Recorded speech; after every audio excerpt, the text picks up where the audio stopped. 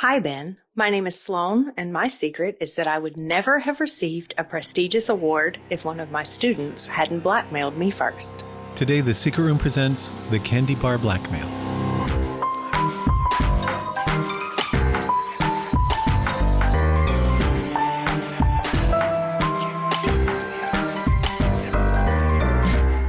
This is the thing that has pained me, knowing that I was going to talk about it all, is I know that there's going to be a lot of question about why your knee-jerk reaction in scenarios like this would not be to turn the person in.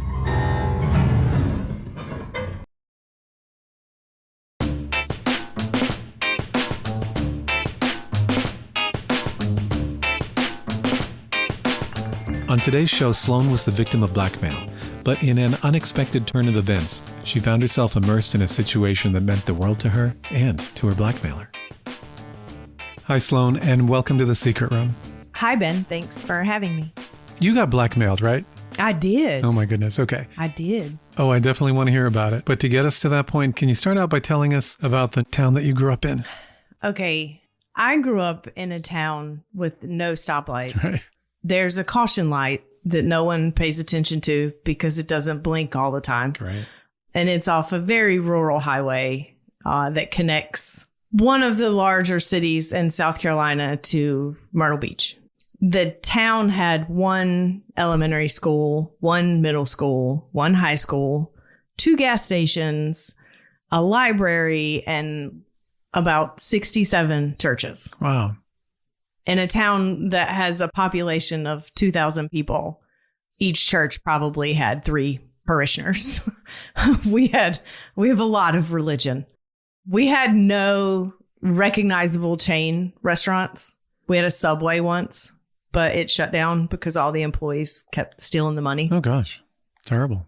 We had 2 really good barbecue restaurants. I think one started in one of the sheds that you get from Lowe's. They moved one of those to the IGA parking lot and sold hot dogs and barbecue for a while. I remember going to that a lot as a kid because it was like the only place that we could go. There was a Family Dollar for a little while, and when it opened, we all got to leave school early so we could go stand in the line to get in the Family Dollar. It's no longer open. There is a Dollar General. Okay. And it's a nice Dollar General now. Got upgraded. The Dollar General business model is pretty much put one every 2 miles on roads that lead to nowhere. So they do have a nice Dollar General now.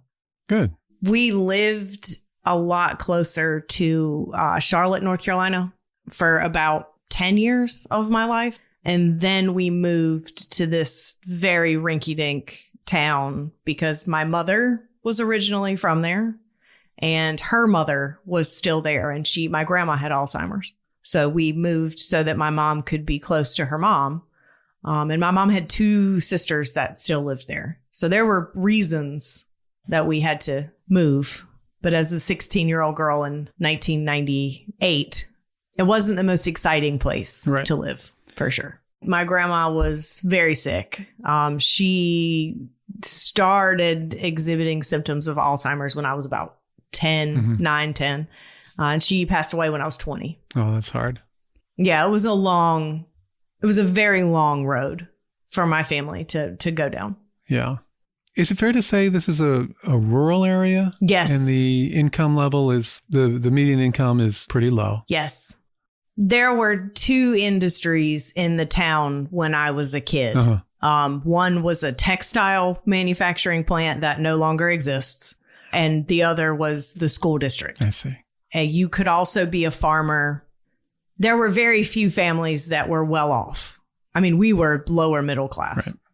Yeah, doesn't sound like there's much opportunity, particularly with all the businesses closing down every 2 seconds. Right. And then there's no tax base to fund your schools. So your schools are very small and very underfunded. My mom worked at the school. Was she a teacher or administrator? She was a teacher. There were only 3 ways to make money. You either worked at the textile manufacturer, you taught in the school, or you were a farmer. Right. Everyone else drove 45 minutes to the closest bigger town for, like corporate or office jobs or all that stuff, restaurants, all that stuff was about 45 minutes away. So what did you do as a young girl for fun in this no stoplight town? On Friday nights, you had really two options. Okay. One, you were going to get in the car with your friends and you were going to drive about 30 minutes away to another rinky-dink small town that happened to have a Walmart. Okay. And you were going to drive around in circles in that Walmart parking lot looking for boys. Sounds like fun. And we called it cutting the parking lot. Cutting the parking lot. Yeah, and you would call your friends from your house phone, again, because it's 1997. Okay. And you would see if they were going to ride over to the Walmart and who they were riding with and what cars they were in, so you could try to meet up with your friends. Okay. And how did that go? Like, what, did you do that a lot? I guess you didn't have a lot of choices, so you probably did. Yes. I had almost no choices, but I was most of the time forced to, in the fall, I'm sure you can tell by my accent, but I'm in the southern region of the United States. Mm-hmm. And in the fall, we eat, sleep, and breathe football. I think that's a little more appealing than cutting up a parking lot, right? Well, my mom, because she works in this very tiny school that had, no booster club and no external support, every teacher had to work football games. So my mama spent her Friday nights selling tickets out of this little tin shed that was in front of the gate. And she would drag me with her. And I would either sell tickets right there with her, or I would run errands for her, like go get me a Diet Pepsi from the concession stand, which again was another metal shed with a cooler. Okay. My mother still is very type A. I had very limited freedom as a teenager. So sometimes she would let me walk around with my friends. Sometimes. But for the most part, I was stuck right there working with my mama. It's something different anyway. Gets you out of the house. As a mother of two teenagers, I cannot imagine forcing them to accompany me to my job to do work. Right, yes. But that's what my mom did. You were suffering, huh? Yeah. You'd rather be in the stand cheering the team on. Oh, yeah. I actually don't hate football. Mm-hmm. I would much rather watch it than sell tickets in a metal shed. Yeah, for sure. I'm pretty sure I'm right there with you. Yeah. So we could say that the path to your secret started when you met someone at one of those football games. I did. Okay. Who was that? And the person she's about to meet plays a more outsized role in Sloane's life than he deserves. Who he is and how it leads to Sloane's secret is coming right up.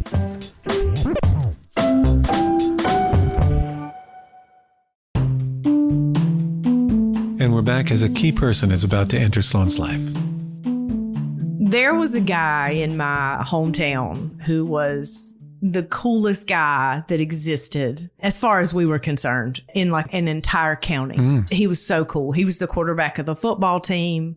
His mama and his daddy worked with my mama at the high school. He was extremely well known. He was, in National Honor Society. He was polite to old ladies. He was just the guy. Good looking? Well, I thought so. But I mean, it was 1997 and pickings were slim and, okay. Relatively good looking.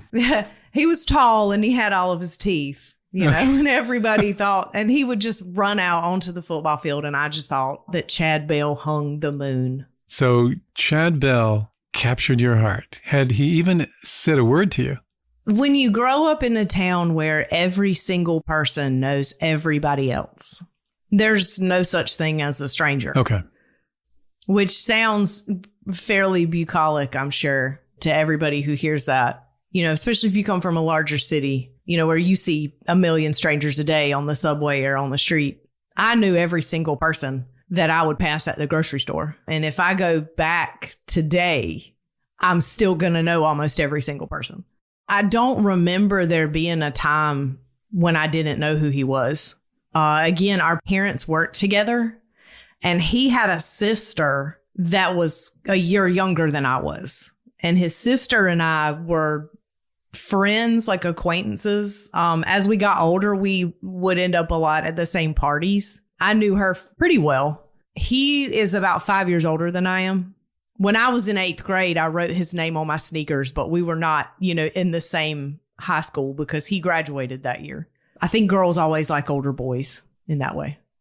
He knew who I was because, again, our parents worked together. And when you have a parent who works in the school and it's 1997, your parent is not going to make 2 trips to the house. They're not going to take you home in the afternoon and then come back to fulfill their requirements at work.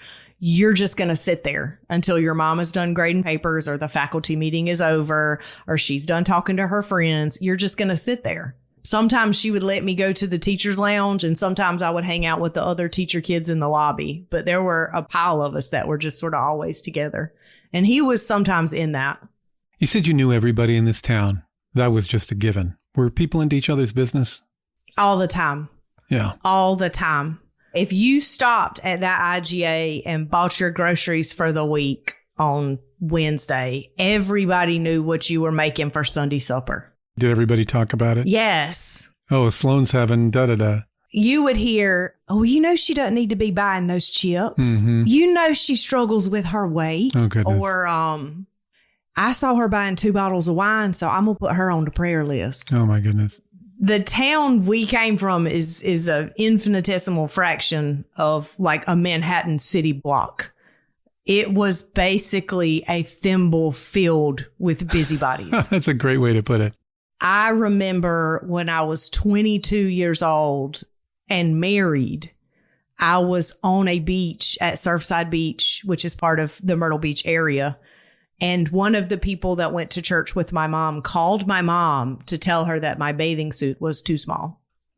Wow. And you're married at the time. Mm-hmm. And an adult with a college degree and a mortgage. Yeah. And business that was all mine. And I did not live there anymore. And you're all grown up. And she thought it was somehow your mom's business. Oh, yeah. She thought my mama was going to tell me that I needed to put on more clothes. And I'm pretty sure my mom did. Did she? But I didn't care. Mm-hmm. I didn't care. Yeah. Gosh. So you got married young. I got married when I was 22. And my oldest daughter was born when I was 23. My younger daughter was born when I was 26. And our marriage ended when I was about 28. Same sort of natural progression of we met each other when I was younger and I was interested in pushing myself and pursuing further education. And he was sort of content with the way that things were. So it sounds like you did not end up with Chad Bell. I did not end up with Chad Bell. Chad, again, was 5 years older. Okay. And I was really in the middle of that awkward adolescent phase that starts when you're 12 or 13 and ends when you're 35. Okay. We traveled in opposite social groups. I didn't get invited to hang out in the pharmacy parking lot when they backed up all the trucks in the big circle. Right. Chad never invited me to drive down the dirt roads with the hot cans of Bud Light in the back of the truck. So Chad was synonymous with the town. He was a very big deal in town. The girls that dated him in the mid to late 90s still say, oh, I used to date Chad Bell. And it makes you want to say, well, good for you. Did you want a medal? There were only 10 men here. But you were interested in him too. Yeah, I did. Mm-hmm. That was a lot of jealousy on my part, for sure. Did you try to catch his eye? I'm sure when I was 15 and 16, I did. And I'm sure I tried really hard. Yeah. I, at 16, did not look like what 16 looks like today. Okay. So I didn't look mature or sophisticated. I looked like a kid with acne and braces who probably got all of my clothes from the Myrtle Beach outlet stores. There's no reason that he would have paid me any attention. Did Chad go to the Walmart parking lot cut-ups? I've been thinking about this since I spoke to you the first time. There were 2 occasions that I remember him being at that Walmart and all the friends that I was with, you know, just sort of erupting into giggles like, oh, that's who Sloane's got a crush on. We should go in there and see what Chad Bell's buying, you know. Chad Bell. Cracks me up. We had money for the stuff that was needed, but we didn't always have a lot of money for the stuff that you just wanted. And my dad bought me sneakers for PE class. My mama calls them tennis shoes. My dad bought me sneakers and they were New Balance. And I remember thinking that they had cost a lot of money. And I wrote, I heart Chad Bell on the sole of these sneakers that my dad had spent all this money on. Oh, wow. And he was livid. He saw it, huh? He was livid. He said, I spent hard-earned money on those. In 10 years, you're not even going to know who that is.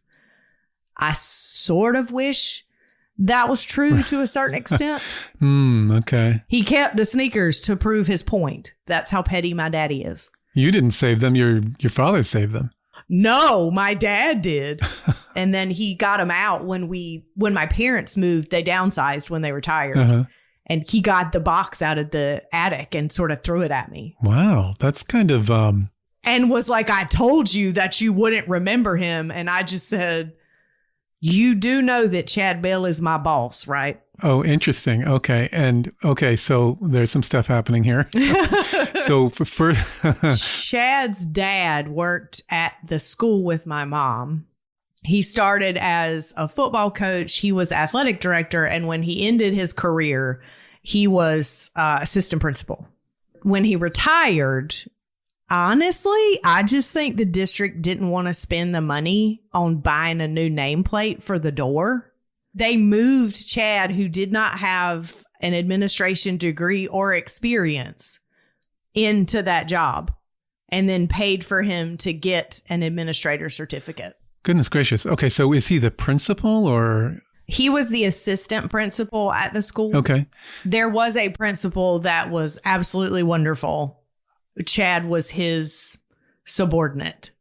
Your principal was there for high level problems. And there were only 2 administrators because it was a very, very small school. I mean, it's less than 480 kids total in grades 9 through 12. It was a high school. You would go to the principal with higher level problems, but anything lower level, if you're going to be absent or you're running late or you have a discipline problem in your room that's not severe or you have a technology issue, those went through Chad Bell. All right. Well, so then as a high schooler, Chad Bell wielded, a lot of clout in the community because he had the name and he did. The recognition. He was well connected in the community. And now as an adult, he has, he's not the top dog at the school, but he's the one calling the shots. He's pretty close. And he's got a certain amount of power. Yeah, he's pretty close. There's a term for what we call that, having come from the town. Mm-hmm. We called it Renfield famous because anywhere else you went, you were not important in the least bit. But as long as you stayed in Renfield, you walked on water. Okay, so Chad Bell, he's living a charmed life in Renfield. Yeah. Because he is just Renfield famous and things are being handed to him. And when his father retired from being a public school employee, he went into real estate, property management. He acquired properties that were then leased out to larger businesses like Walgreens and CVS, and then parlayed that money into a used car lot. So by the time I had graduated from high school, gone to college, and sort of taken this circuitous route back to this small town, the Bells were not only well known, they were affluent to a degree that I was surprised by. So you told us how Chad Bell got his position at the school, but I did. Along the way, you started working there. Uh-oh. What good can come of Sloane and Chad Bell working together? Is coming right up.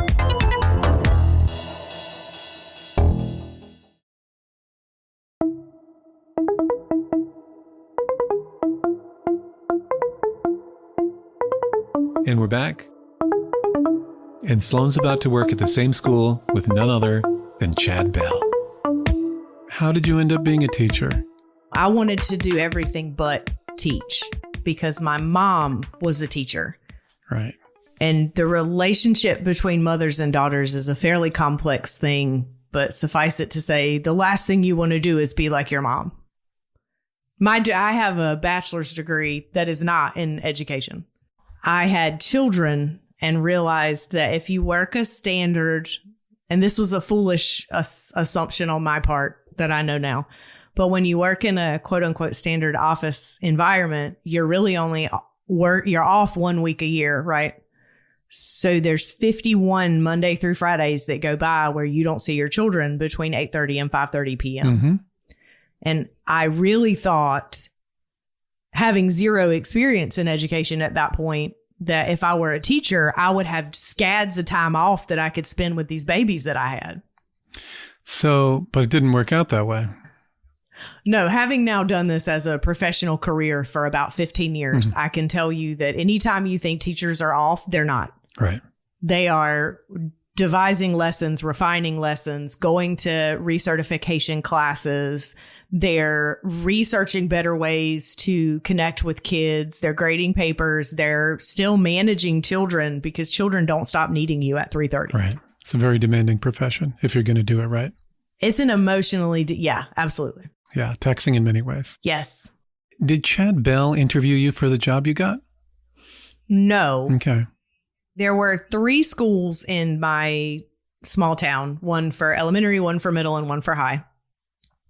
I saw an opening in the district that was not at the high school level. It was in the middle school level. And I thought, you know what? It might just be the change I need, because every situation that you put yourself in is one where you can grow, right? You can learn something anywhere. So I thought, I'll teach 7th and 8th grades and I'll see if I like it. And if I don't, I'll just wait it out until there's a position open at the high school. So that's how I did 2 years teaching 7th and 8th grade. And then I transitioned to the high school. I see. Okay. So it's a small town. And as you said, everybody knows each other. So Chad Bell knows who you are. Absolutely. Okay. And of course, you know who he is. And you've been married in the meantime, and you're not married anymore, right? No, I had been married and divorced, and in fact remarried. So, and then I also got a divorce there. So okay, all right. But yeah, I had been married and remarried, and Chad Bell got married immediately after graduating from college. So he had been married from the age of 21 forward. Okay, so Chad Bell's married. And I guess what I'm trying to figure out is, were you married when you transferred to the school where he would become your boss? Yes. Okay, you were.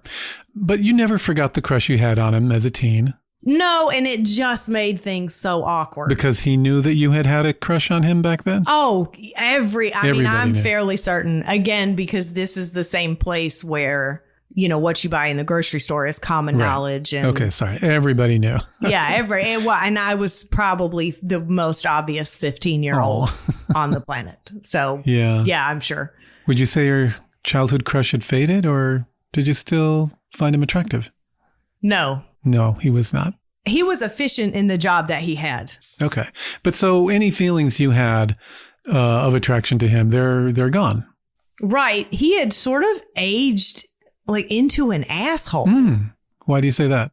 I don't know if when I was 15, I saw him in a different light, or if he was nicer when I was 15. But by the time I had come back and was an adult, he was the guy who asks you how your weekend was, or how you're doing, or how your mom is, and then walks off while you're like answering. Well, that's weird.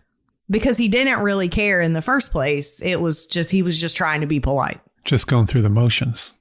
At one point, he even said, I walk away when I stop caring. Wow. Okay. Yeah. So he's an a-hole. No question about it. Yeah. Like, you're a jackass. Yeah. I mean, I don't think anybody's ever behaved that way to me. I can't imagine somebody saying that or just walking away in the middle of an answer. Oh, he was terrible. I remember coming home one day and calling my mama and being like, did you not know Chad Bell was an asshole? And she was like, oh, because my mom is the sweetest person on earth. She said, you know, I'm sure you just misunderstood Yeah, him. I'm sure. No, I'm pretty sure. Yeah, so he's Renfield famous. It's gone to his head, and he's carrying on like he can walk on water. He is. No one looks at him and thinks, oh, that's a really nice guy.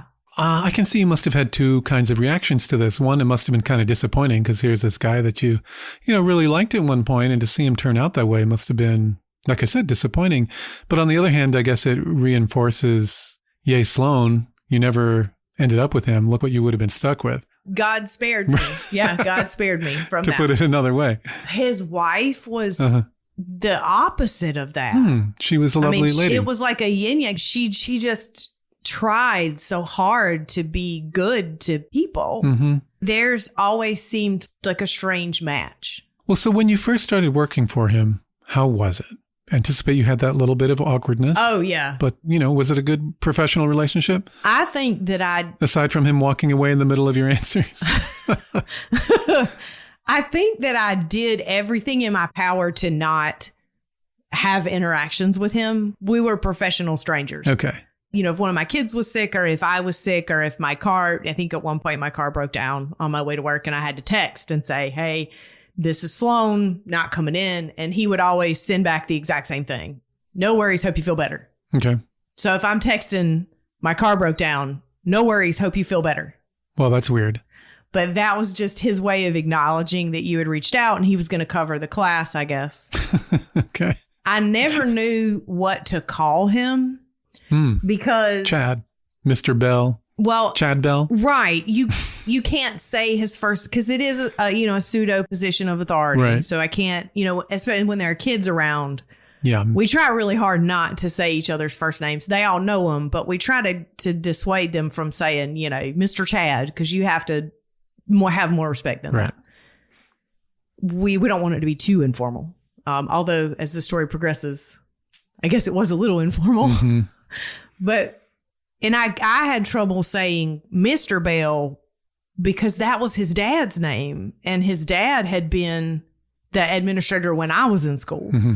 So I just tried everything to not have to call his name or make eye contact, because when you act like a fool at 15 and write somebody's name on your shoes and then you have to work for them as an adult, it's a whole different level of humiliating. Yeah. I guess the kids that you taught in middle school moved over with you to high school. They did. Yeah. And how was your relationship with your kids and the job itself, excluding Chad Bell? I loved the children in the Renfield community. And I've said to anybody, ever, that I think I say this exact line all the time. I do everything I can to do right by other people's children. Not every kid has what I had growing up. Not every kid has two or any parents. Not every child gets the love that every kid really needs and deserves. So I was the teacher who was buying the school supplies and making sure they had pants for job interviews and helping them do resumes and braiding hair and making sure everybody had a lunch. And if you needed something, I was going to go get it. I went to volleyball games and basketball games to make sure that some of these kids had a person in the stands that they knew was there for them. Oh, you're just super dedicated. You have a huge heart. Mm-hmm. So you said, interestingly, that the first year or so that you worked with Chad Bell was just fine. You were professional strangers. You got through it, no problem. Do I hear an implication in that, in the words that you chose, Sloane, that things the second year or beyond took a turn? Somewhere in the middle of COVID shutdown, Chad Bell, I think, sent an email to everybody on staff flippantly asking for book recommendations because he was having to read. I guess he was bored. Okay. At the time I was enrolled in I have a doctorate in specifically educational technology and curriculum design as it correlates to educational technology.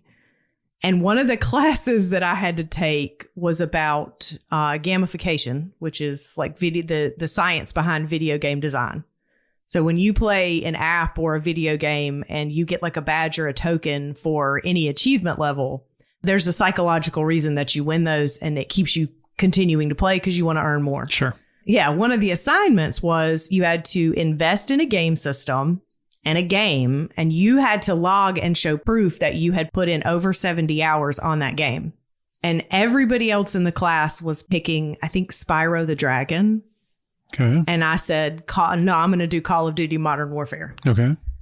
So when my department head reached out to me and said, we need to come up with some good book recommendations for Chad Bell, I said, I'm not really doing a lot of reading. I'm playing Call of Duty Modern Warfare. Okay.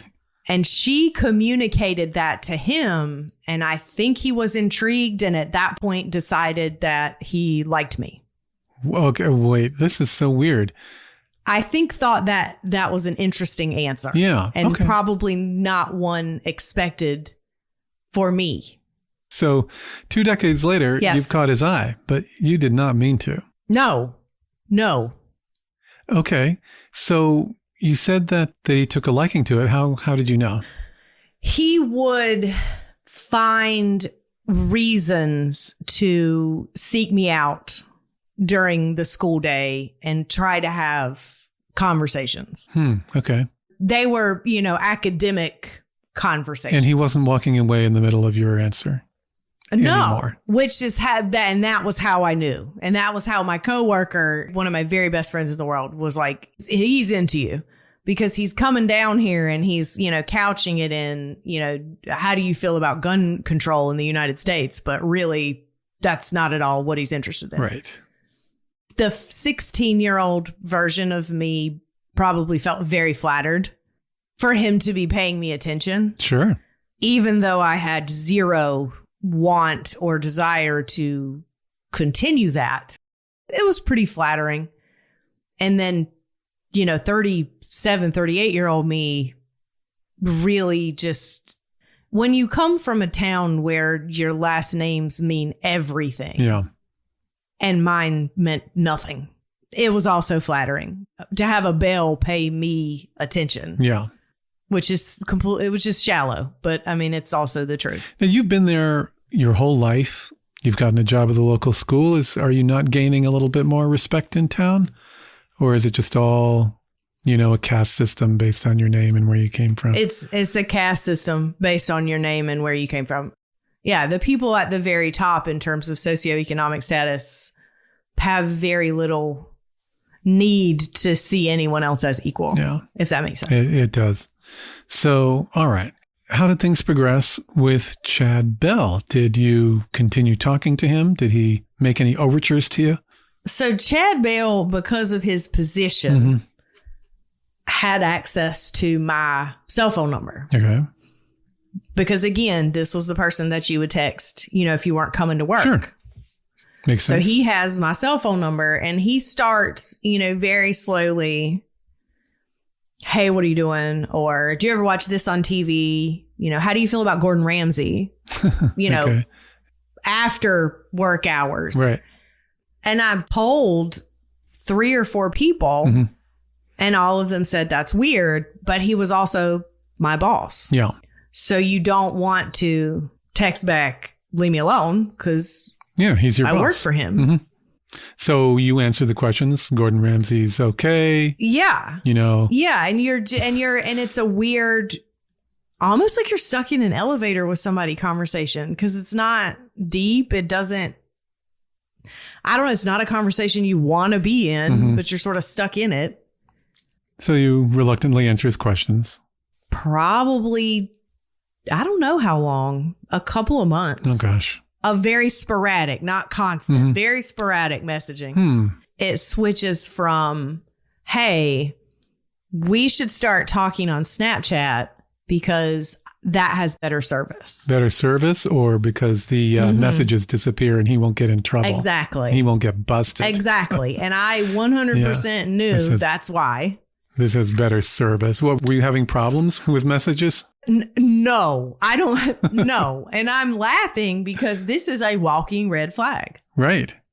For sure. This man is, but again, he's Chad Bell and I've known him my entire life. So obviously he's not going to do anything weird. I've known him my whole life. Right. His mom is best friends with my mom. So this isn't going to be weird. Do you give him your Snapchat handle? He found mine.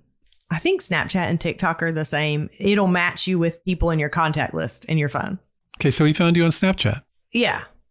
And that was where things took a turn. Uh-oh. So, Snapchat is famous for disappearing pictures. Am I heading down the right road here? Absolutely. Absolutely. Oh, no. Okay. The first time he sent a picture, I was asleep.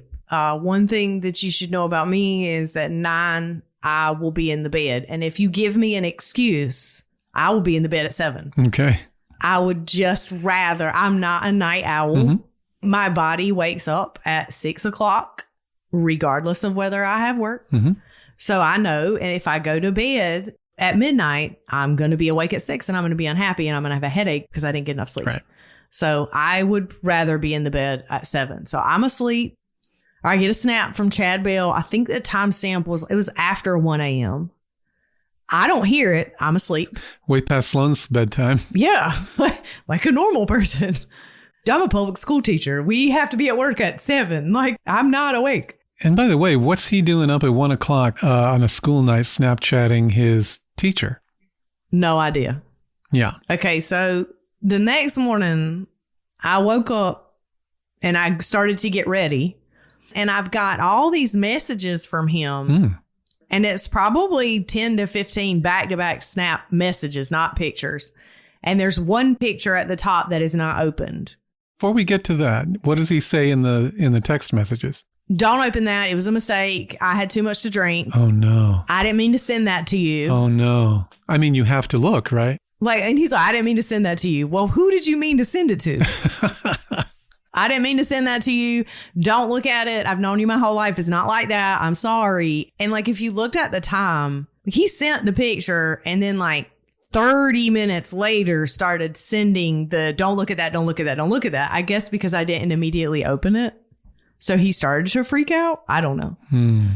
I mean, obviously, I'm going to open the picture. He says, don't open it. You're going to open it. Right. When you tell little kids, don't look in that closet to see if your birthday presents are in there, they're going to look. You have to. I don't know why he felt like that was something he needed to show off. So I have to ask you, I mean, what did he send you? He sent me his little soldier. Okay. And it was laying on his leg in what is clearly a bed set from TJ Maxx. Okay. So I know that he's at home. And I'm I dropped the phone. Obviously, I dropped the phone. Right. You're going to look because this was the person that you had a crush on when you were 15. I'm going to look at the picture. Right. And then I'm why did you send me that? And then I'm I can't be the only person who knows that he sent me this picture. So I sprint to work. I mean, this is 0 to 60 in 2 seconds. Yeah. So I sprint to work. I find my coworker, Sheila, who I love more than life itself. Right. And I'm Sheila, let me tell you what Chad Bell sent me on Snapchat. Mm-hmm. And she's what? And I tell her, and she's dying laughing because I'm pretty sure I said little soldier when I told her to. Right. Okay. And I am not being negative about anybody's infantry. Okay. But I probably would not have sent that photo.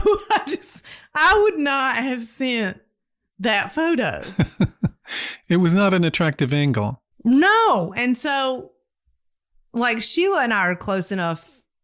It just became a joke. And he would walk by, in the hallway and she would just giggle because I had told her, his little soldier was maybe not the one that should be at the front of the vanguard. I don't know. I don't know how else to say it. Oh my God. Were you able to save the picture? No, because I dropped my phone. They have a time limit. Yeah. And sometimes you can replay messages on Snapchat. Mm-hmm. This was not one of those. Okay.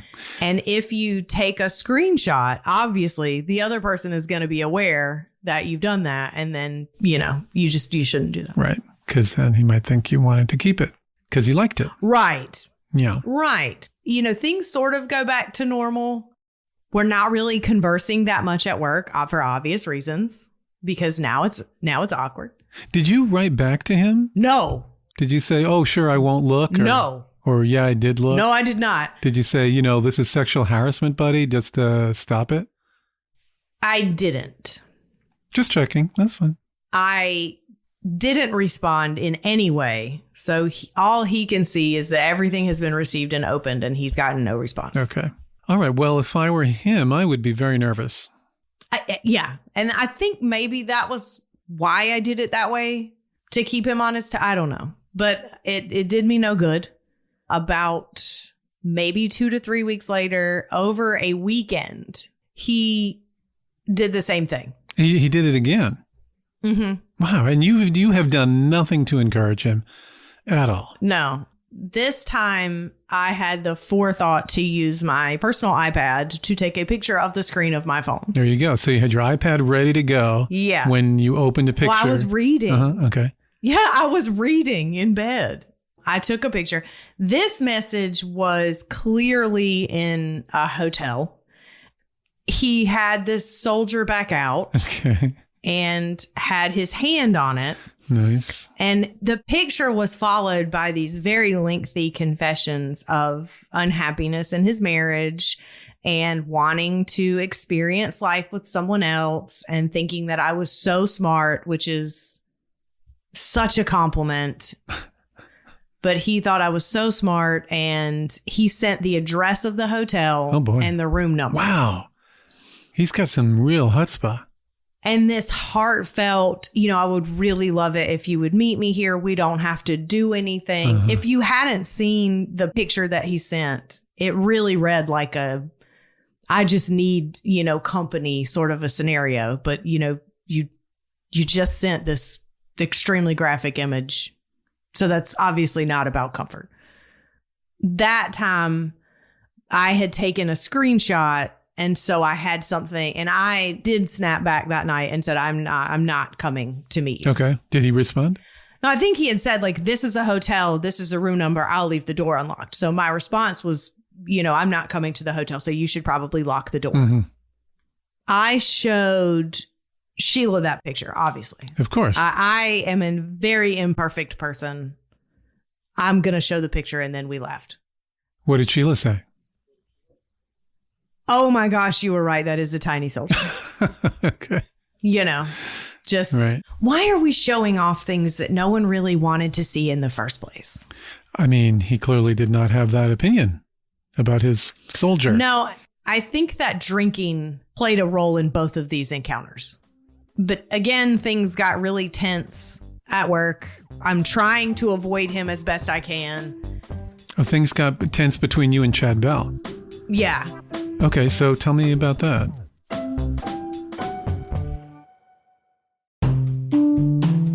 He is not liking that I'm not reciprocating. Tough luck. And it is starting to be noticeable that he's being, sort of rude. Mm-hmm.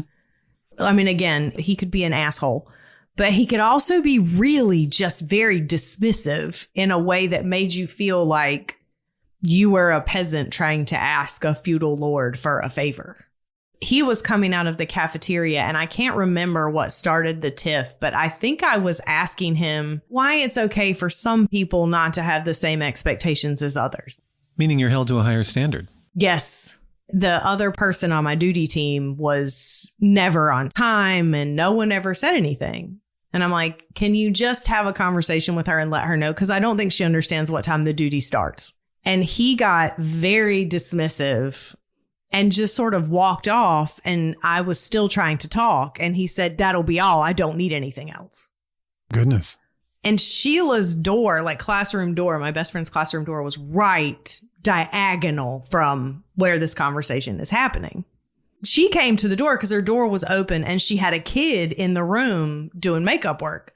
So she comes to the door and, during COVID, every kid, they're using headphones because it's a pre-recorded lesson. So she's got a kid doing this virtual thing with headphones in her room, but she also hears, two adults sort of bickering back and forth. She comes to the door and, he's like, that'll be all. I don't need anything else. And he starts walking off and he waved his hand. Mm-hmm. Like, I don't know. I've only ever seen people do that on like Game of Thrones. When it's like, that's all. Like kind of a dismissive wave of the hand. Yeah. Like, be gone with you. Yeah. He was not close enough to hear me. But I turned around and I very sarcastically said to Sheila, that's big talk coming from somebody who takes me pictures of his tiny dick at 2 a.m. over the weekend. I bet Sheila got a kick out of that one. Oh, she dies laughing. Like, because that is a big, you are thinking that you're pretty grown, turning around and telling me that you don't need anything else from me and that you're done when you sent me pictures of your tiny soldier that would in no way be drafted into my army. And then I realized that the kid who was in her classroom, he had headphones on, was no longer wearing the headphones. Oops. Okay, so he heard everything. And I'm looking at him, and he's looking at me. Oh, no. And I'm like, oh, my God. Like, oh, no. And I remember Sheila saying shit, like, over and over. And I'm like, looking at him. His name was Max. He was, at the time, 2 entire grade levels below. How old is he? He's 19. He's looking at me. Okay. Right. He's looking at me, and I'm like, and I've known him since he was one of the kids that I taught in 7th grade. So enough time has gone by that he was in 7th grade, 8th grade, 9th grade. He's 19. He knows me. I know him. Yeah. But I look at him and I'm like, did you hear that? And he said, yeah. He nods. And Sheila's like, shit. And I said, did you know who I was talking to? And he nods. And Sheila's like, shit. And I said, do you even know what any of that means? And he looked at me like, you think I'm dumb? Right. Yeah, he's 19. Come on. And I was like, Max, understand, sometimes adults make jokes because it's a tense situation. He was clearly losing his temper. And Max is like, it's all good. Don't worry about it. Okay. But he was more concerned with wanting to know if Chad Bell was, and he kept saying white lady hot. What is and that? I'm like, what are you talking about? Yeah, what does that mean? And he said, is that what white ladies think is hot? Because he is not attractive. Okay. But he used to be, sort of. And I was like, okay, that's fair. I said, I mean, his wife thinks that he's very attractive. Okay. And I said, and, attraction is completely in the eye of the person who is doing the perceiving. Like, what you find attractive is probably not what I find attractive. Okay, you're turning this into a lesson. That's good. Yeah, everything is a teachable moment. Right. Even when you stick your foot so far in your mouth that you're now trying to explain to a 19-year-old kid. Right. Okay, so how did that conversation end? The bell rang for classes to change, and Max knew that his behind needed to go to his next class or he'd get a tardy or be absent. So he took off. Right. I immediately went to my class because, again, you can't leave students unsupervised. So I didn't want them getting into the room without me being in there. Was Sheila pretty freaked out? It's sort of that awkward, like, I don't know what else to do but laugh. Like halfway through the class period, my kids were taking a test. But my laptop went off and it was an email from Max, who is supposed to be sitting in a different class. And I'm like, what in the world? And the subject line was like, hey, yo, can I get a Snickers? And I click on the email and it's like, you trying to bring me a Snickers bar? And that was the whole email. He wants you to bring him a Snickers bar. Yeah, like, you trying to bring me a Snickers bar? So what do you take that to mean? I call. You call? I'm like, this kid knows that he heard something that he shouldn't have heard. Right. And now he wants me to bring him a Snickers bar. So he's blackmailing you? Yes. For a Snickers bar? I called Sheila and I'm like, this kid is saying that he wants me to bring him a Snickers bar. And she was like, hey, look, you about to be buying a lot of Snickers bars. Like, what? This is nuts.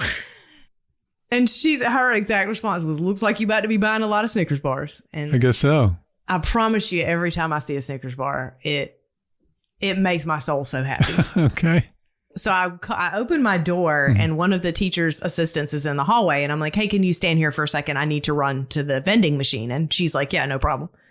So I go to the vending machine and I get this kid a Snickers bar and I walk it into his class, which was a personalized learning class. So they're like in little areas. Okay. It's not like instruction. You take him the Snickers bar during his class.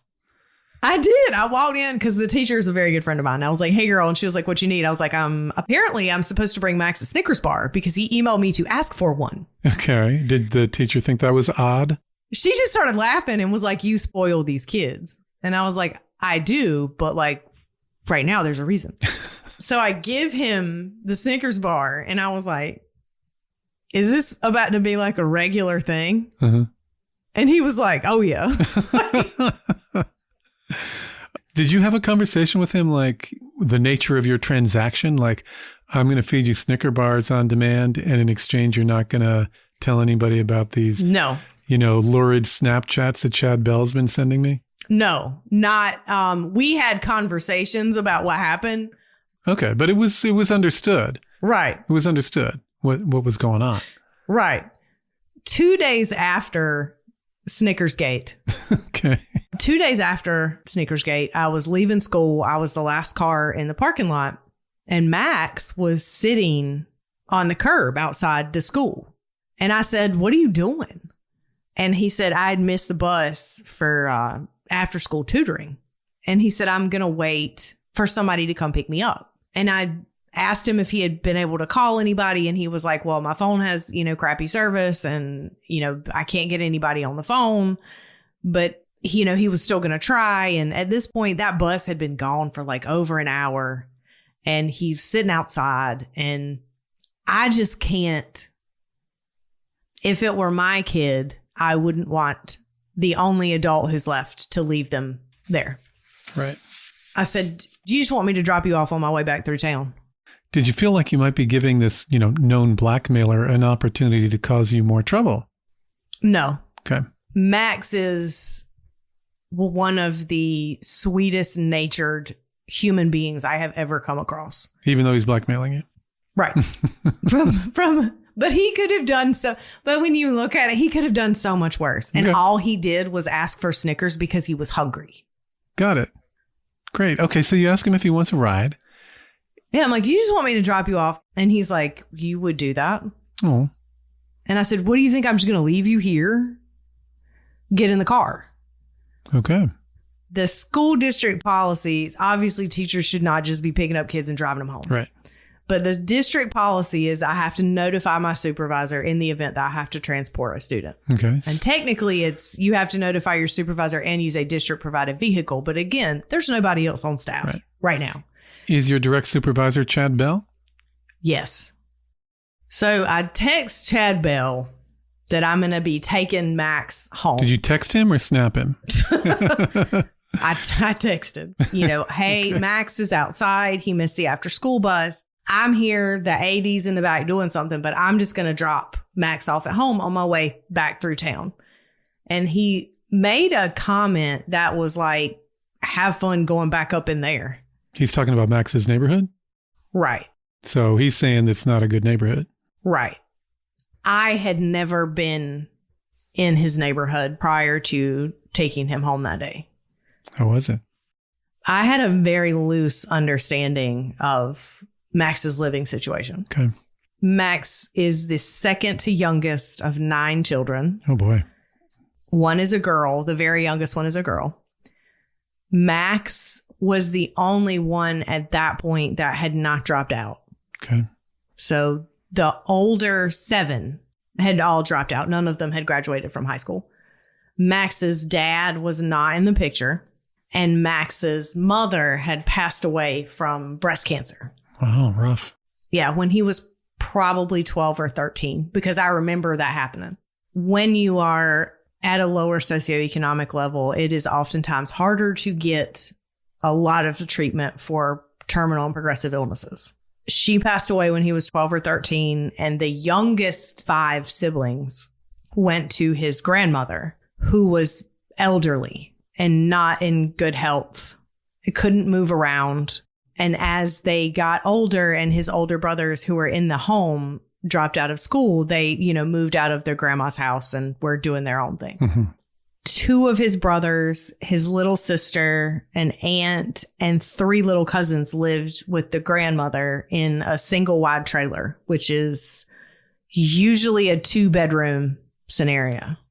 That's a lot of people in a very small space. I was not prepared to see that. She still lives on a corner lot in this neighborhood. And the mobile home is probably 30 years old. So not in very good condition. No, there are sections of it that are like where you can see the floor is sagging. and you can see that from the road. There was a porch that it was not attached to the house. So you would have to like step over this divide. And when you would walk down, it would wobble. Mm-hmm. There were a bunch of cats that would just loiter around in the yard. And the windows that looked out at the road had busted glass panes in them, and they were covered over with cardboard. And then the back windows had no glass panes and were just covered with black trash bags. And as our relationship, and I'll explain our relationship, but as our relationship continued, at one point they actually lost power and they ran an extension cord across the street to an outlet that was under the porch of a rental property across the road.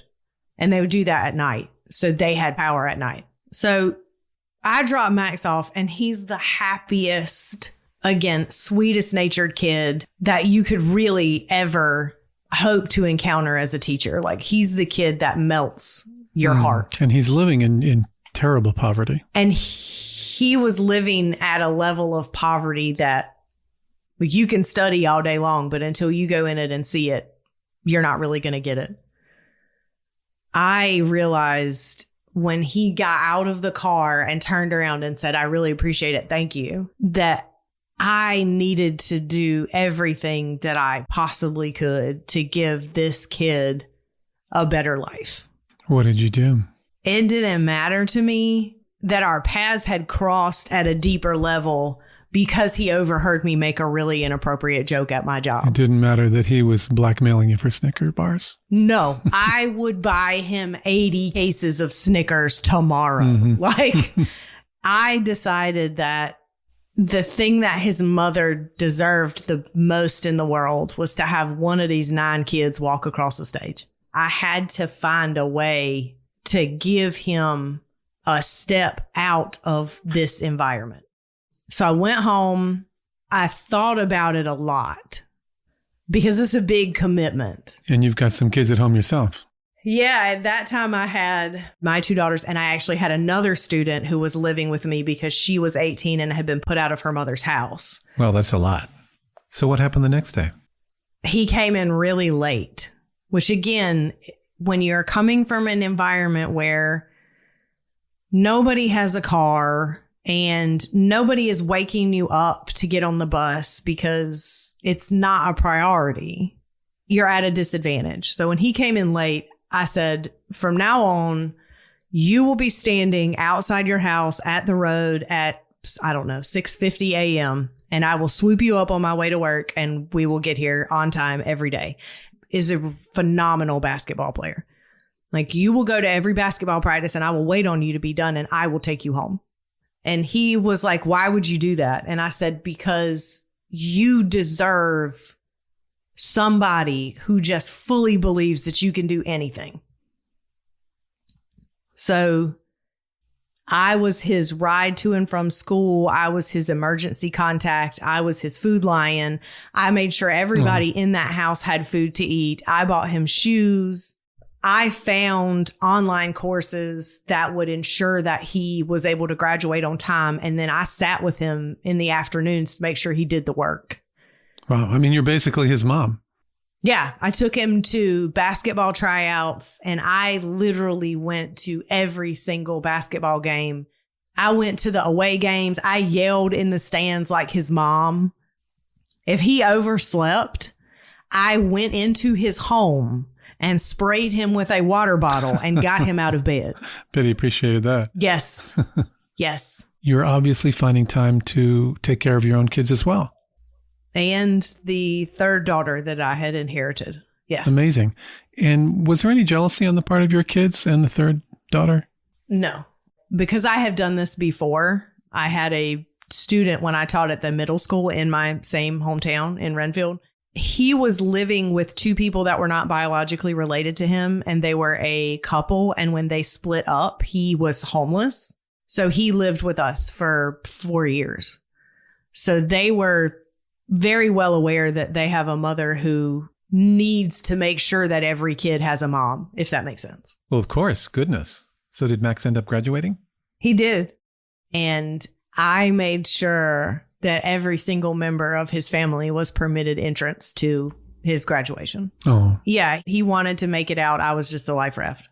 He is now 21 and studying he wants to be a realtor, and he wants to flip houses, and he lives in a much larger, very cosmopolitan, fancy coastal city that is not in the state that we live in. wow. He went big time when he left.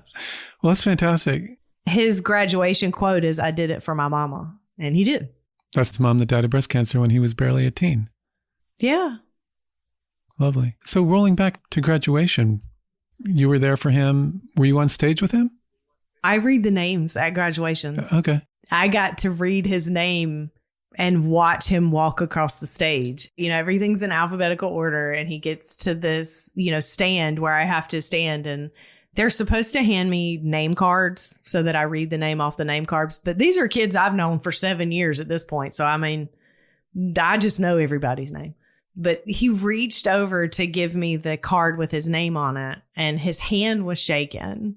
And he said, "I love you." And I said, "You got this." And it was really sweet because I forgot there was a microphone in front of my face.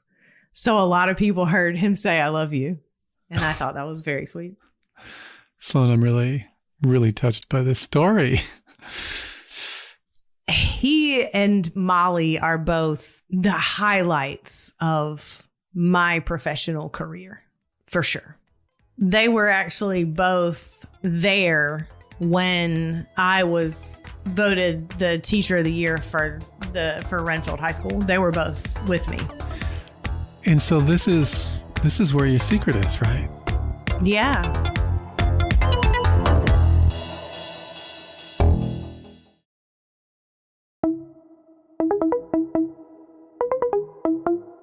So who votes for that teacher of the year title? Staff. It did not go unnoticed that I had put in so many hours to try to make that year more normal for post-COVID students. Can you explain to me, Sloane, exactly what the secret is then? Because he bribed me for a Snickers bar after he overheard me make a tiny dick joke. I think we were able to then change each other's lives for the better. Okay. So your secret is that you owe your District Teacher of the Year award to the student who blackmailed you for a Snickers bar. Yep. In order to keep your secret that your boss was sending you unrequested pictures of his nether regions on Snapchat. Yes. I sum that up okay? You did. Okay, good. What happened with you and Chad Bell? I would love to say that, everything with Chad Bell sort of died down after that. It didn't. It got a lot worse. It was terrible. Terrible. What happened? Things deteriorated. There were two things that stick out. The first was when he called me down to his office on the pretext of a work-related thing, which he was notorious for doing. Sure. He would find every way to put himself close to me. But he called me down to his office, and when I realized that this was complete bullshit and there was no reason for me to be in the office and I turned to leave, he attempted to grab me and ended up making contact with the necklace that I had on that I had gotten for my birthday. Oh, my God. And he broke it. And I didn't realize that because, when things like that happen to you, your, fight or flight kicks in and you just need to go. And I got home and I was changing clothes and I realized that the necklace was no longer on. So the next morning I went to work, and his office had an anteroom with a copier in it for teachers to use. So that part was unlocked. So I went down to try to see if my necklace was on the floor, and the AD, who is still a very good friend of mine, came in to make copies. And he said, "Sloane, why would your necklace be on the floor in Chad Bell's office?" And I froze. And he said, "How bad is it?" Oh, wow. Small town.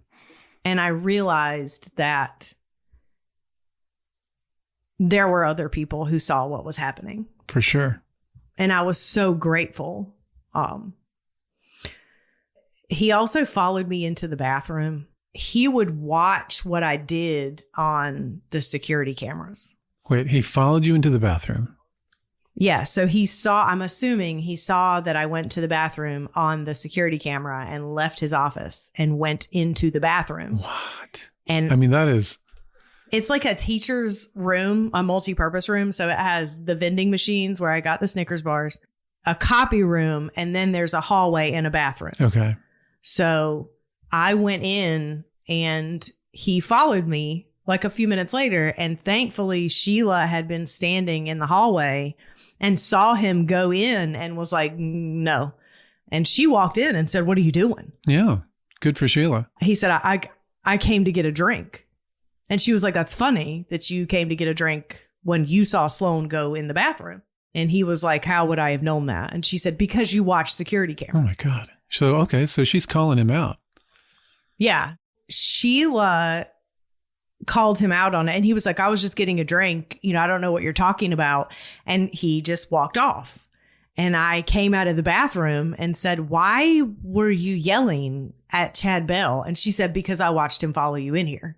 And she said, you are so stubborn that you refuse to tell anyone what's happening, but I'm watching it and I'm not going to let it go. Okay. Well, good for Sheila. Yeah. Glad you have somebody watching out for you. She's a real one. Okay. And so did the harassing behavior continue from Chad Bell? Molly and I were alone in the home and Chad Bell showed up at my house. Uninvited, obviously. I do not live in Renfield. Okay. I live in that major town that is 45 minutes away from Renfield. All right. I mean, he's a stalker at this point.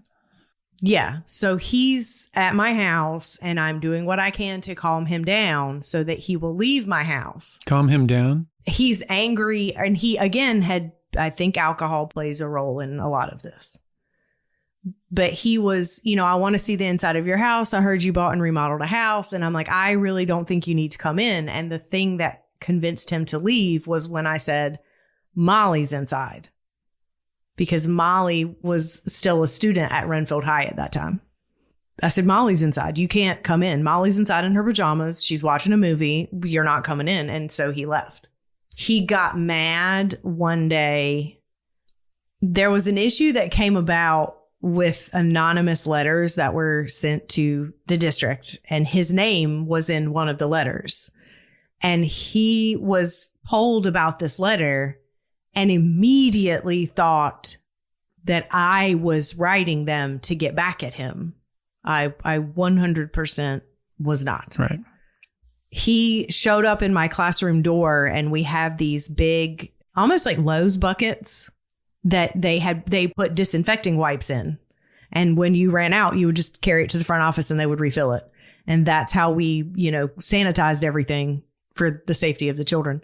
But he picked up the bucket and threw it. Oh my God. And it like shattered on the wall near where I was. Threw it across the classroom? Yeah, he tossed it across the classroom. Now, I know that if he had intended to hit me with the bucket, he would have, but he just intended to make a statement.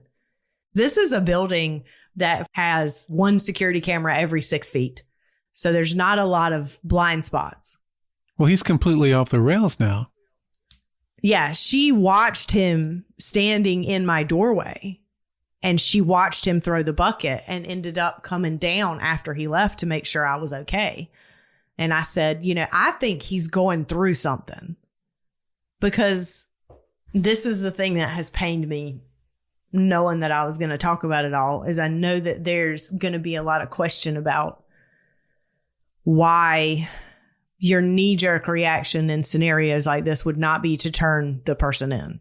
And so why did you not turn him in? Chad Bell was my boss. Mm-hmm. First, I did. Just so we're clear, I did. Chad Bell was my boss. And Chad Bell was Renfield famous. Yep. And his last name meant a lot. Right. And my understood reputation in the town had been earned when I was 15. When I told you that I was super obvious at 15, it was very clear that I was boy crazy, and everybody thought that I was promiscuous. So when I reported it, my principal 100% believed it. Power structure in public high schools in the state that I live in, principals can't fire anybody.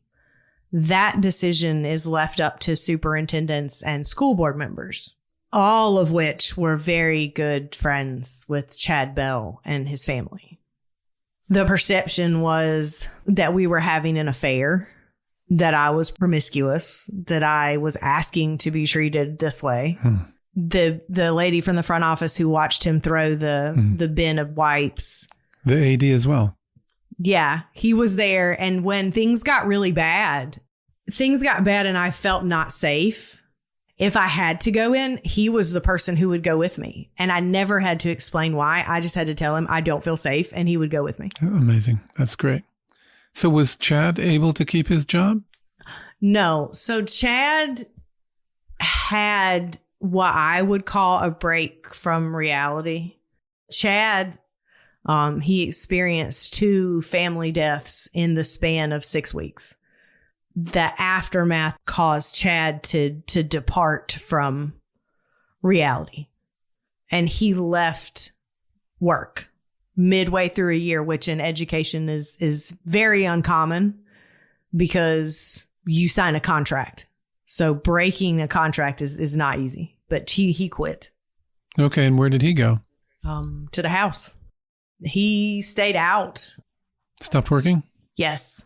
I do think that he is back in public education now, but he's nowhere near me, and I would prefer not to know. For sure. Anything about where he is.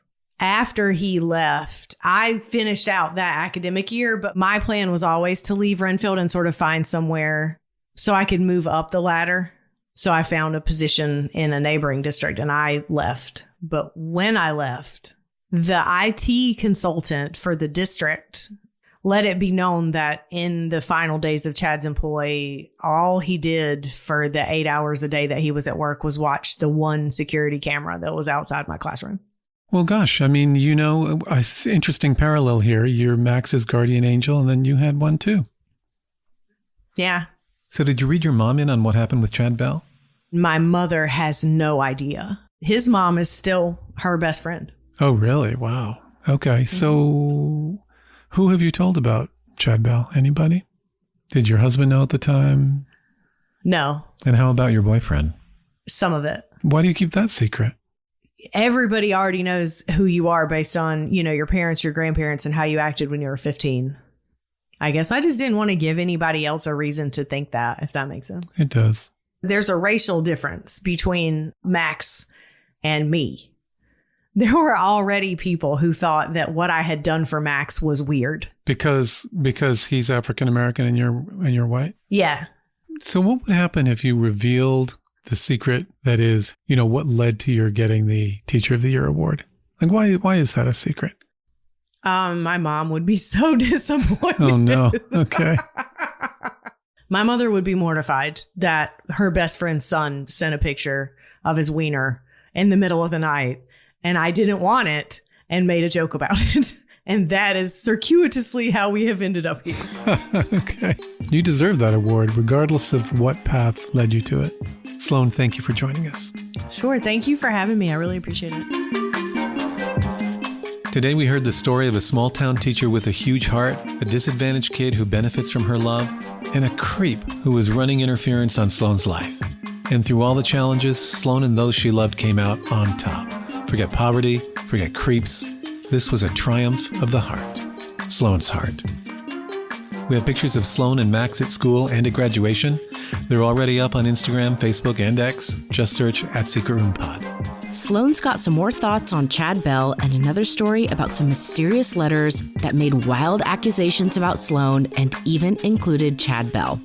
Join me, Susie Lark, on The Secret Room Unlocked in 1 week. It's our follow-up and originals podcast for members who support. Find it at patreon.com/secretroom and on Apple Podcasts.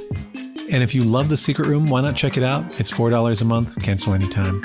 And your subscription will directly support your favorite indie podcast that could. There's even a free trial on Apple Podcasts. And now if you're a Spotify listener, you can integrate your Patreon subscription right into your Spotify feed. You can also support the podcast by checking our sponsor offers and by submitting your secret. Find it all at secretroompod.com.